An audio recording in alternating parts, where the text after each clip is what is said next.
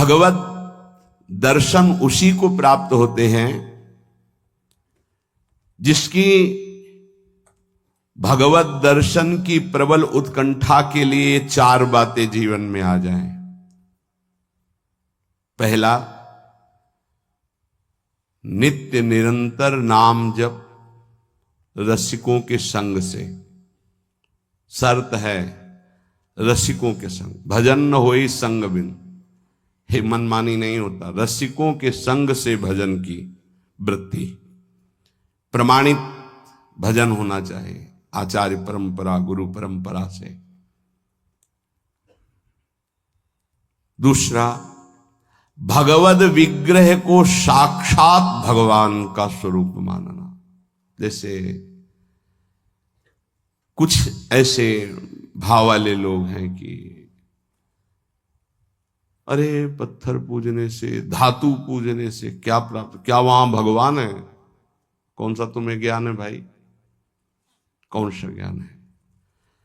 जब सर्वम खलमिदम ब्रह्म, तो ये तो अवतार है भगवान का, अर्चा अवतार। भगवान अवतरित होते हैं।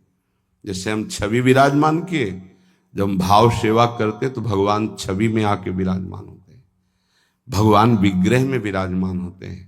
ये श्रद्धा और विश्वास का विषय है। ये नास्तिक लोगों को समझ में नहीं आएगा। जिस मूर्ति को आप, जहां मूर्तिकार निर्माण कर रहा हो, वहां देखो, उसी मूर्ति को पूज करके ब्रह्म प्राप्त, भगवत प्राप्त महापुरुष हो गए। प्रेमाश्रुओं से अभिषिक्त किया है। ये बाहर वालों की ऐसों की बातें न सुने, नहीं तो जो छोटी श्रद्धा वाले लोग होते हैं उनकी श्रद्धा नष्ट हो जाती है। अरे क्या है, ऐसे से ऐसा, न वो बोलते हैं, न वो खाते हैं, न देखते हैं, और ऐसे विराजमान। आपको क्या पता है? आपका भाव है क्या? आप जानते नहीं हो।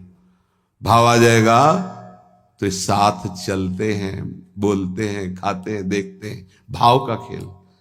एक प्रसंग में एक ब्राह्मण बूढ़े के साथ एक जवान तीर्थ यात्रा में गया था। सारांश में बता रहे हैं।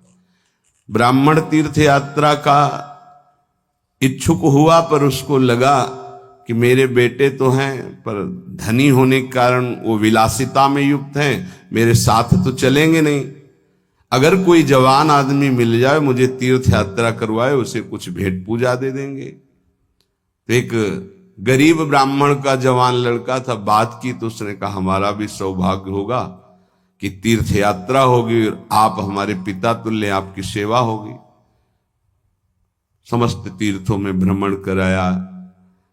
जब वृंदावन आए तो बहुत सेवा उसने की। उसका मन बहुत प्रसन्न हो गया। धनी का वृद्ध था तो गोपाल जी के दर्शन कर रहा था। उसने कहा वृंदावन को साक्षी करके, गोपाल जी महाराज सामने हैं, मैं बहुत प्रसन्न हुआ तुम्हारे ऊपर, तुमने इतनी सेवा की। एक बेटी ब्याह योग्य है, मैं तुम्हें ब्याह करवा दूंगा अपनी बेटी से। तो कहा देखो हमने तो नहीं कहा, तुमने कहा है ना, इस बात को ध्यान रखना, वहां जाके भूल मत जाना। ऐसा ही हुआ। सारांश में बताया। वो जब गांव पहुंचा तो वृद्ध की हिम्मत नहीं हुई अपने धनी बेटों से कह दे कि बहन का ब्याह उस गरीब के साथ कर दो।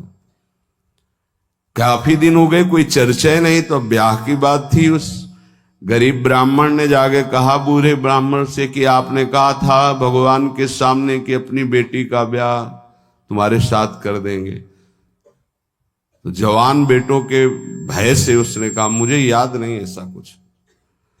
याद नहीं? तुमने भगवान के सामने कहा था। और कह रहे हो याद नहीं? तो बेटों ने कहा कि चलो भागो यहां से। भगवान के सामने का बुलाओ, भगवान को अगर साक्षी दे देंगे तो हम बहन का ब्याह कर देंगे। बोले पक्का? तो उनको पता था कि मूर्ति कोई बोलती थोड़ी, चलती थोड़ी। तो उनका हाँ पक्का। बोले पंचों के बीच में बोल दो। पहले गांव में पंचायत होती थी पिंड छुटाने के लिए कि अतरे दिन ये परेशान करेगा। तो उन्होंने कहा पंचों के सामने यदि ठाकुर जी आके गवाही दे दे तो ब्याह करवा देंगे। ओ गरीब आदमी जो कुछ था बेचा फिर वृंदावन आया, ठाकुर जी गोपाल जी से कहा कि महाराज आपके सामने हमारे ब्याह की बात कही थी इस वृद्ध ब्राह्मण ने, आपको गवाही देना पड़ेगा तब हमारा ब्याह होगा। हाँ, कौन सुने। समय हुआ, ठाकुर जी का शयन भोग लगा, पट बंद हो गए, वो बैठे ही रहे बाहर। वाह गोपाल जी महाराज, आप जब बोलोगे तभी हमारा ब्याह होगा और हम तभी यहां से जाएंगे जब आपको साक्षी दे। सब चले गए थे वो अकेले, उसको विश्वास था भगवान है। अंदर से आवाज आई, मूर्ति कहीं चलती है क्या कि चलकर साक्षी दे। बोले महाराज मूर्ति बोलती थोड़ी है, आपने बोला ना तो आओ निकल के बाहर। अब उनके लिए कोई पर्दा है क्या? ललित त्रिभंगी वैसे ही बोले देखो यार, अब तुम्हारे प्रेम के कारण हम बाहर तो निकल आए, तुम उसको यहीं बुला दो, हम यहीं साक्षी। बोले महाराज वो नहीं आएगा, हमारा ब्याह रुक जाएगा, आपको चलना पड़ेगा। बोले चल तो देंगे, लेकिन देखो हम वृंदावन के ठाकुर हैं, हमको तो अच्छा अच्छा माखन मिश्री और सब। भगवान ने बहानेबाजी। बोले महाराज हमें पता था कि आप भोगराग के लिए कहोगे, तो हमारे पास जो संपत्ति थी बेच के आए, खूब खवाते पियाते चलेंगे महाराज। बोले चलो अच्छा, देखो दृढ़ विश्वास। बोले महाराज हम जानेंगे कैसे कि आप आ रहे हो? बोले मेरे नूपुरों की ध्वनि सुनाई देगी, और देखो लौट कर जहां देख लोगे उससे आगे फिर हम नहीं जाएंगे। ठीक है महाराज, जब भोग लगाने का समय आएगा तो हम बोल देंगे, तब तुम हमारा भोग लगाना, और जब हम चलेंगे तो लौट कर पीछे नहीं देखोगे। ठीक है महाराज। अपने प्रांत पहुंचे, उड़ीसा प्रांत। गांव जब नजदीक रह गया तो सोचा मुड़ के तो देखे, केवल पायले धुनी है, ठाकुर जी भी है। मुड़ के देखा तो श्याम घन साक्षात प्रभु। प्रभु ने कहा देखो तुमने वादा तोड़ दिया, अब हम यहां से नहीं जाएंगे। बोले महाराज अब तो कोई बात नहीं। गांव में दौड़ के गया, गोपाल जी आए, प्रभु आए साक्षी देने के लिए मेरे ब्याह के लिए। पूरा नगर दौड़ पड़ा, पंचायत के सब ने देखा प्रभु विराजमान। अब किसी की हिम्मत थोड़ी थी कि पूछ ले, जबरदस्ती उस बुड्ढे से कहा ब्याह करो, भगवान वृंदावन से साक्षी। आज भी साक्षी गोपाल के रूप में भगवान विराजमान। क्या हुआ? जिसे तुम मूर्ति समझते वो चल के उड़ीसा तक गए और गवाही दी। विट्ठल भगवान बातचीत करते थे तुकाराम जी से, नामदेव जी से, इन बड़े बड़े संतों से। हरिवंश महाप्रभु, सेवक जी महाराज, बनचंद महाप्रभु तक बातचीत करते थे राधा वल्लभ लाल जी। प्रगट में एक बार मोहन चंद जो महाराज महाप्रभु के सबसे छोटे लाडले पुत्र थे, महाप्रभु राधा वल्लभ जी की सेवा परिचर्या में थे, तो एक पात्र कटोरा था राधा वल्लभ जी की सेवा का, उसमें चरण छू गया श्री मोहन चंद जू का। महाप्रभु ने एक शपथ मारी, प्रभु के पात्रों को ऐसे। राधा वल्लभ जी के जब पत्रावली कर रहे थे तो कपोल में अंगुली बनी, तो उनका जय जय आप। तो बोले मोहन चंद के रूप में मैं ही तो अब खेल रहा हूं अपने पात्र, तुमने वहां मारा, मुझे देखो लगा। महाप्रभु ने कहा क्षमा कीजिए प्रभु, ऐसी तन्मयता मोहन चंद जू की आप में है, ये मुझे पता नहीं था। ऐसा महाप्रभु से बात, स्वामी जी से, बिहारी देव जी से बिहारी जो बात करते थे, आज भी महापुरुषों से प्रभु बात कर। ये केवल मूर्ति छवि का विषय नहीं होता। ये अज्ञानी जीव जो हैं ये केवल तर्क विवाद में फंसे रहते। श्रद्धा में तर्क विवाद नहीं होता। ये तर्क विवाद जहां होने लगे, ऐसी कोई वार्ता होने लगे, श्रद्धालु उपासक को बिल्कुल हट जाना चाहिए। भगवत दर्शन किसको प्राप्त होते हैं? पहला, जो रसिक महापुरुषों के गुरुदेव के अनुसार भजन करता, नाम जप, मंत्र जप। दूसरा, भगवद विग्रह को साक्षात प्रभु मान करके। कहो सो कहां जहां प्रभु नहीं, जब सर्वत्र प्रभु है तब तो हमने प्रभु का श्री विग्रह, अर्चा विग्रह, ये अर्चा अवतार है भगवान का। इनको विराजमान किया, साक्षात मेरे प्रभु हैं। ये बाहरी दर्शन है। तीसरा, प्रभु को अर्पित किए हुए प्रसाद के अलावा अरुचि होना। कुछ भी ऐसा जो हम प्रभु को अर्पित नहीं कर सकते वो हम नहीं पा सकते। प्रभु को अर्पित ना की हुई चाहे अमृत पड़ी हुई वस्तु हो, हमारी बिल्कुल श्रद्धा और रुचि नहीं। हमारे प्रियालाल ने नहीं पाया तो हम उसे चख नहीं सकते। ये भगवत प्राप्ति, भगवत दर्शन के लिए बहुत आवश्यक है। गुरु प्रदत्त भजन में आसक्ति, इष्ट के श्री विग्रह छवि में साक्षात भाव, और इष्ट को अर्पित ना किए हुए वस्तु, वस्त्र, पदार्थ, भोगों में पूर्ण अरुचि। कई बार हमने ऐसे संतों को देखा जो अमनिया जैसे पा लीजिए, नहीं अमनिया है ना, हम अपने ठाकुर को भोग लगा के पाएंगे, या आप अपनी श्री जी को भोग लगा दीजिए तो पालेंगे, अन्यथा नहीं। अमनिया नहीं, अमनिया माला, पत्र, पुष्प, सुगंधित कुछ भी नहीं। हमारा जीवन प्रसादी हो जाना चाहिए। ये बहुत ध्यान से अपनी दिनचर्या में देखिए कि कभी अमनिया मत पाइए। चौथा, सहनशील। ये बहुत आवश्यक है। बहुत सहनशील उपासक को होना चाहिए। जितना सहोगे उतनी भक्ति प्रकाशित होगी। सहत सहत बाढ़े भगति, गृह तनु गुरु हितगार। गुरुदेव को समर्पित जीवन और सहनशीलता, निश्चित भगवत दर्शन। 4 बातों से निश्चित भगवत दर्शन हो जाता है।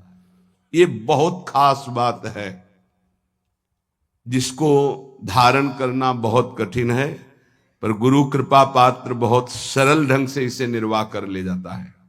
क्या? किसी से मतलब नहीं। इस मार्ग के उपासक किसी से मतलब नहीं।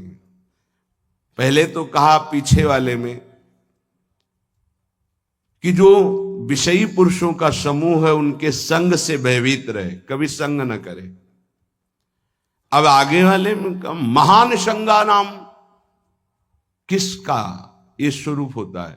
बोले जो वह तो महताम श्री पद रज, महापुरुषों की चरण रज से जिसका शरीर अभिषिक्त है और माथे पे जिसकी चरण रज विराजमान है, गुरुजनों की, संतों की, रसिकों की, वो महान संगानाम सहज मधुरात्म प्रिय कथा।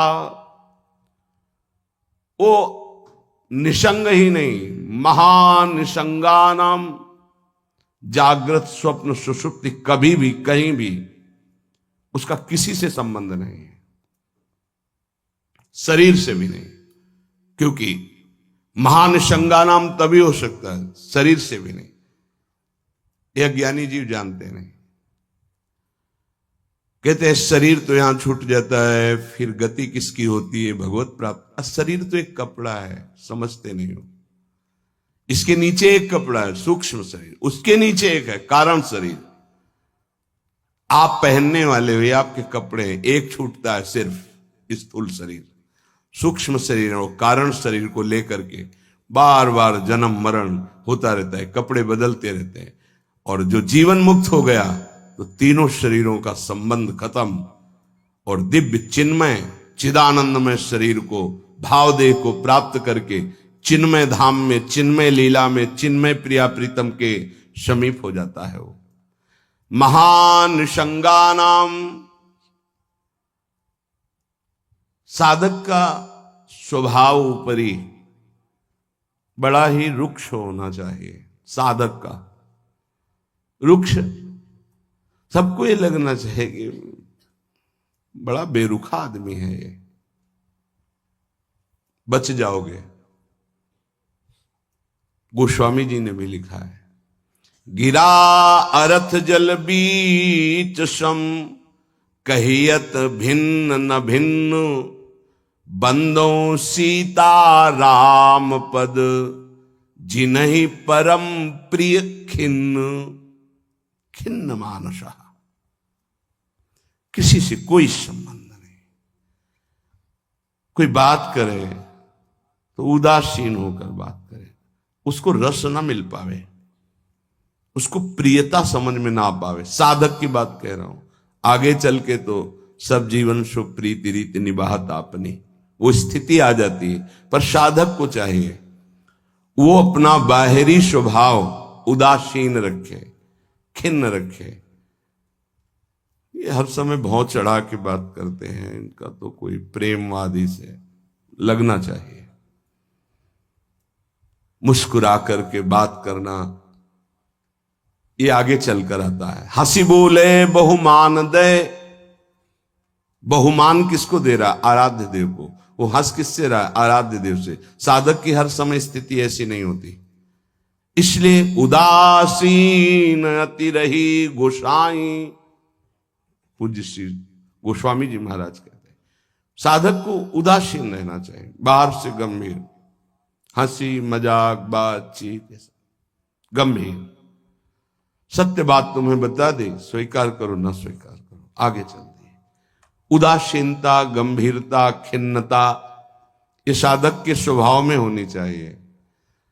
बहुत मिलनुआ स्वभाव, हंसकर बात करना, ये आगे चलकर, अभी नहीं। उसको दबाओ उस वृत्ति को। बगल से कोई निकल गया, आपको राधे श्याम कहने की स्मृति उससे नहीं आनी चाहिए। कौन निकला आपको पता नहीं। दर्शन कर रहे हैं, कभी कभी यह भी पता नहीं चलता कि प्रभु पोशाक कौन धारण किए। अगर नेत्र में नेत्र मिले तो 1 घंटा दर्शन हुआ तो केवल नेत्रों का ही दर्शन हुआ। पत्रावली कपोल में कैसी बनी ये भी याद नहीं रहा। ऐसी होती एकाग्रता। सत्संग सुनने गए तो सिर्फ वक्ता की मुखाकृति और वचन, आप बैठे आसपास आपके कौन बैठा आपको कोई परिचय नहीं। ऐसी महानिसंगता उपासक को चाहिए। ये कब आती है? जैसे जड़ भरत जी रहुगण को कहा कि महापुरुषों की चरण रज से अभिषिक्त होने पर ही ये ब्रह्मबोध होता है। प्रहलाद जी ने कहा निष्किंचना नाम न वृणीत यावत, जब तक निष्किंचन महापुरुषों की चरण रज नहीं लगेगी तब तक ऐसी निष्ठा नहीं होती जैसी मेरी है। शिरो में शोल्लासम बहत महताम सी पद रजा, ये महत पद रज कहां मिलेगी? हर कण वृंदावन का ये महापुरुषों की चरण रज, प्रियाजू की चरण रज महापुरुषों के आंसुओं से भींगा हुआ है। जहां की भी रज मिले उसे अपने धरोहर के रूप में, संपत्ति के रूप में, जैसे बहुत बड़ी क्या धरोहर, ये प्रिया प्रीतम की संपत्ति, प्रेम संपत्ति प्रदान करने वाली, इसे आप लगाओगे तो आप सुरक्षित हो जाओगे। ये कवच है। कई बार शास्त्रों बारे चर्चा हुई है, पर बड़े भाग्यशाली साधक उपासक उपासिका होंगी जो इस बात को स्वीकार किए हैं कि रोज स्नान के बाद शरीर में रज लगाते हैं। ना करते हो तो फिर सुन लो, तुम्हारे हृदय को ये विकार तब तक जलाएंगे जब तक प्रेम रस के योग्य नहीं हो जाएगा। उस जलन को सहने के लिए ये सद्यो वशीकरण चूर्ण मनंत शक्तिम तम राधिका चरण रेणु मनुष्मरामी, ये श्री जी की चरण रज है जो आपको संभालेगी, कवच का काम करेगी। आपके शरीर में चरण रज लगी रहनी चाहिए। बिल्कुल मान लीजिए, अगर ये मान लोगे तो बहुत बड़ी वस्तु आपको प्राप्त होगी।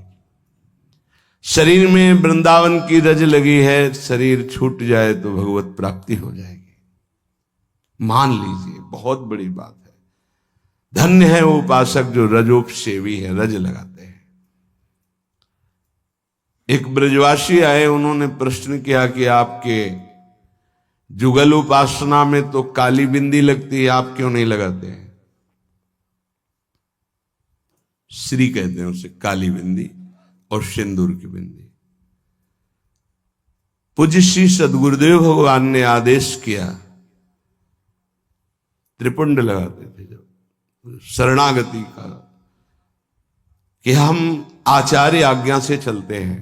आचार्य ने पत्र में लिखा था,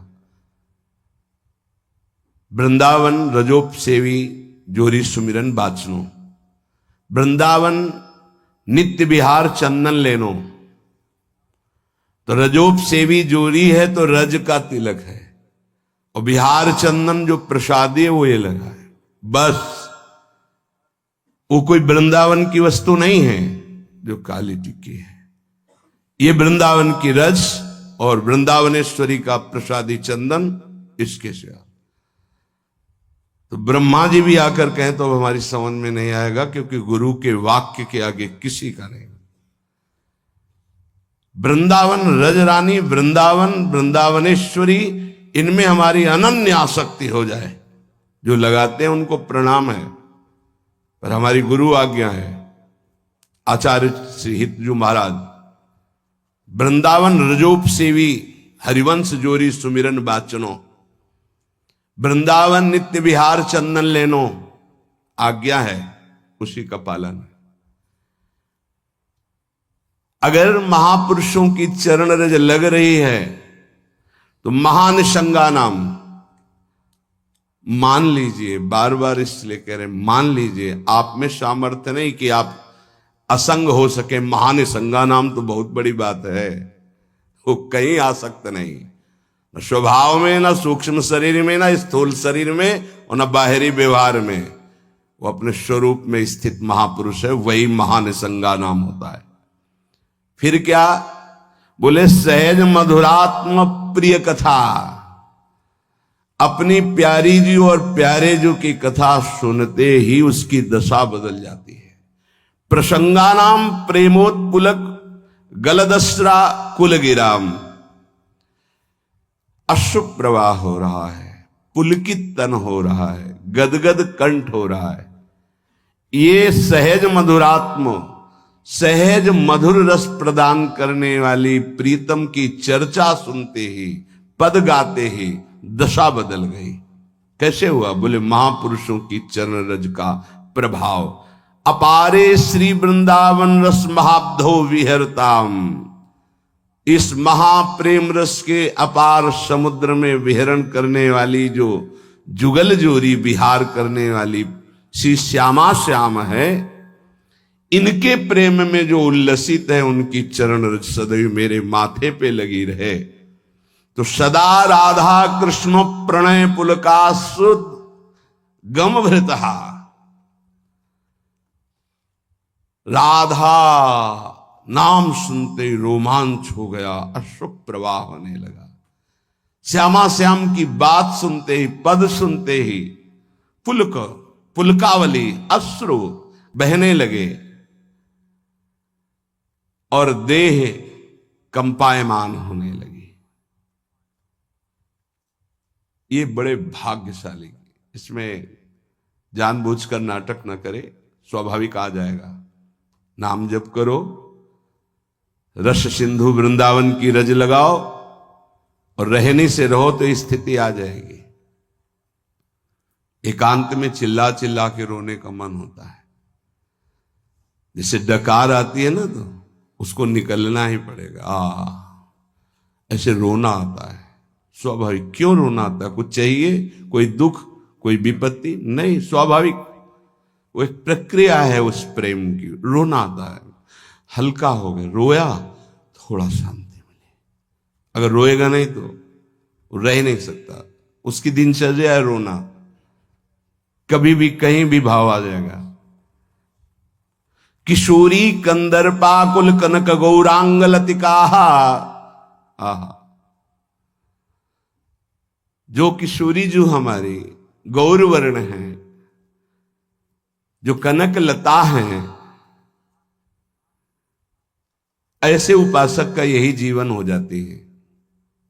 जीवन का तात्पर्य प्रसाद सृग वस्त्राभरण कृत भूषा प्रणयनो, वो इनके प्रसाद से प्राण पोषण करता है। इनके चरणामृत की ही वो वृत्ति साधना है। हमारा साधन बल क्या है? इनका चरणामृत। वस्त्राभरण, कोई भी वस्त्र बिना प्रसादी के लाडली जू का, गुरुदेव का, शरीर पे नहीं धारण। नवीन वस्त्र को देखा गुरुदेव भगवान कैसे प्रसादी करते हैं। पहले उसे धोते हैं, प्रक्षालन करते हैं, फिर सुखाते हैं, फिर श्री जी के सिंहासन में स्पर्श करा के रजरानी में ऐसे 1-2 बार फिर उसे धारण करते हैं। श्री जी का पहले धोते हैं नया वस्त्र, श्री जी के सिंहासन को अर्पित करके फिर रज रानी में एक दो बार लोट लगा के उस वस्त्र को फिर धारण करते हैं। वस्त्रा आभरण प्रसाद, प्रसाद स्वरूप ही हमारा भोजन है। प्रसाद चरणामृत, प्रसाद वस्त्र आभरण, प्रसादी माला, प्रसादी पुष्प, प्रसादी इत्र, इनका बड़ा आदर करें। श्री जी का प्रसाद यही हमारा जीवन है। अगर अमनिया आप पाते हैं तो आपके हृदय में भाव सूखने लगेगा, अगर जग भी गया है। अमनिया जल भी नहीं, अमनिया भोजन भी नहीं, प्रसाद। प्रपद्ये श्री वृंदावन भुवि विचित्राखिल कलाहा, समस्त कलाओं में जानने वाली शिरोमणि श्री लाडली जो ऐसे उपासक के हृदय में अपनी समस्त कलाएं प्रकाशित कर देती, अर्थात वो सहचरी भाव को प्राप्त हो जाता है। विचित्र अखिल संगीत गायन कलाओं का, चतुरता का वो मूर्तिमान स्वरूप हो जाता है। ऐसे में वृंदावन की भूमि में उन प्रेमी जनों का आश्रय लेता हूं जो ऐसे जिनका जीवन हो गया है महानिशंगा नाम, किसी से संपर्क नहीं, और श्री जी के प्रति किशोरी कंदर्पाकुल कनक गौरांग लतिका, जो गौरांगी श्री प्रिया जो हैं, लाडली जो हैं, जो श्याम तमाल की कनक बेल की तरह विराजमान हैं, ऐसी श्री स्वामिनी जी के प्रसादी से ही जिसका जीवन यापन होता है।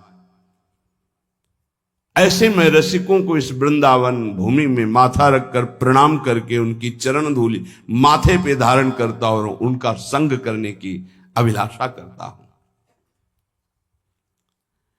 ये भगवान की विशेष कृपा है कि हमें ऐसे महापुरुष रहनी बता रहे हैं। अगर प्रसाद का आप महत्व धारण करना प्रारंभ कर दिए हैं तो बहुत जल्दी प्रेम जागृत होगा। प्रसाद पर प्रसाद बुद्धि रखिए, राग द्वेष उस पर न रखिए। ये पदार्थ नहीं पाना है, ये पदार्थ अनुकूल है। प्रसाद में प्रसाद बुद्धि रखिए, ना फल बुद्धि, ना